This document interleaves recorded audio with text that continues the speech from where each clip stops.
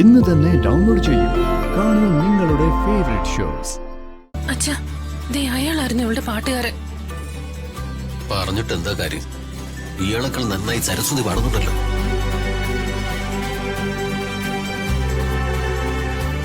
അച്ഛ, കൈവിട്ട് പോവോ?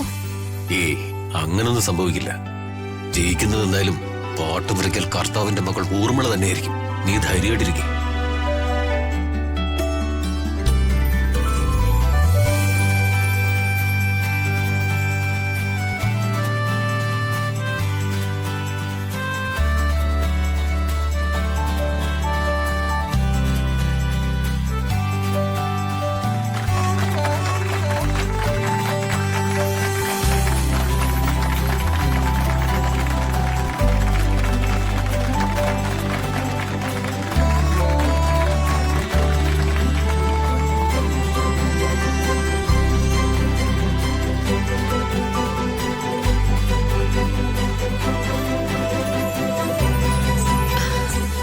ഗംഭീരമായിരുന്നു പത്മേ.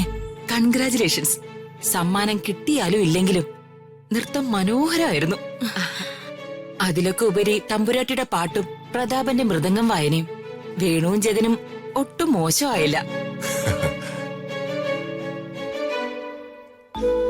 എന്താ ഫസ്റ്റ് പ്രൈസ് നമുക്ക് തന്നെ, അതിലൊരു സംശയം വേണ്ട. ജഡ്ജിന് അവള് കൈക്കൂലി കൊടുത്തില്ലെങ്കിൽ എനിക്ക് തന്നെ കിട്ടും, നോ ഡൗട്ട്. കൈക്കൂലി മേടിച്ച ആ ജഡ്ജിനെ ഞാൻ ഒന്നടങ്കം കൈകാര്യം ചെയ്യും. അതുറപ്പാ. ആ കാര്യം എനിക്ക് കിട്ടി, ഞാനേറ്റു. എല്ലാം ഗംഭീരമായി. പത്മാവതിയുടെ നൃത്തത്തിന് പാടാനിരുന്ന ഭാഗവതരാ ഞാൻ. പേര് ശിവദാസൻ. ക്ഷമിക്കണം പത്മേ, ഞാനൊരല്പം വൈകിപ്പോയി. മാഷിനെ വഴക്കൊന്നും പറയണ്ട. മാഷ് സമയത്തിന് വരാതിരുന്നോണ്ടല്ലേ എനിക്ക് ഇവരുടെ പെർഫോമൻസ് കാണാൻ കഴിഞ്ഞത്. പാട്ട് കേട്ടതിലല്ല, പ്രതാപേട്ടന്റെ മൃദംഗ വായനയില എനിക്ക് നന്നായി നൃത്തം ചെയ്യാൻ കഴിഞ്ഞത്. എന്തൊരു ഭാഗ്യം എനിക്ക് കിട്ടിയത്.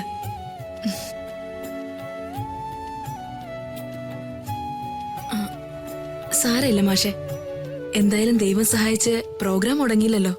അത് നടന്നില്ലേ, അത് തന്നെ ഭാഗ്യം. ഞാൻ പുകഴ്ത്തുകയല്ല കേട്ടോ പത്മ. പത്മയുടെ പെർഫോമൻസ് ഗംഭീരമായി.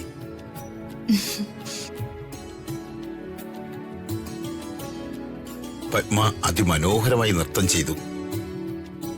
നൃത്തം ഇത്രയും മനോഹരമായത് തമ്പുരാട്ടിയുടെ പാട്ടും ഇദ്ദേഹത്തിന്റെ മൃദംഗം വായനയും കൊണ്ടായിരുന്നു.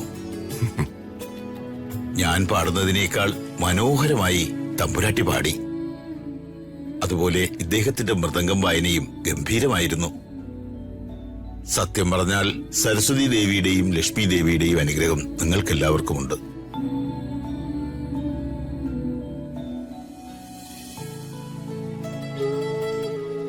ഇവിടെ നടന്ന നൃത്ത മത്സരത്തിന്റെ വിജയി ആരാണെന്ന് ഇപ്പോ ബഹുമാനപ്പെട്ട ജഡ്ജസ് പ്രഖ്യാപിക്കുന്നതാണ്.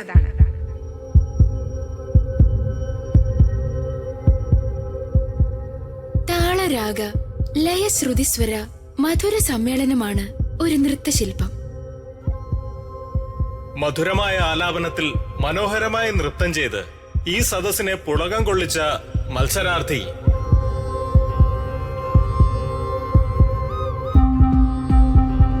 അകലെ